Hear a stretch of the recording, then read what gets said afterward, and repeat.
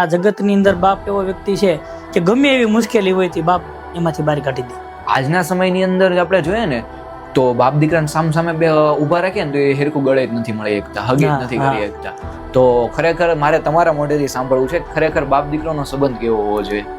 અમારો જે બાપ દીકરાનો સંબંધ છે એ અમે એકદમ ફ્રેન્ડલી રહી છે. પહેલી વાત તો એ કે હું ક્યારે પણ મારી કાંઈ પણ વાત હોય તો હું મારા પપ્પાને વાત શેર કરી શકું, પણ જ્યારે એ બાપ એનો મિત્ર બની જાય ને એટલે બાપને વાત શેર કરે ને એટલે આ જગતની અંદર બાપ એવો વ્યક્તિ છે કે ગમે એવી મુશ્કેલી હોય તે બાપ એમાંથી બહાર કાઢી દે. 100%. એટલે બાપની હારે તમે મા બાપની સાથે મિત્રતા બાંધો અને હરેક વાત એને શેર કરો, કાંઈ પણ વાત હોય બિંદાસ શેર કરો. અને એ પપ્પા પણ એમની વાત પહેલાં પરફેક્ટ સાંભળે.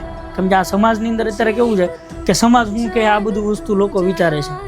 સમાજનું નહીં, પહેલાં તમારા ઘરનું જોવું.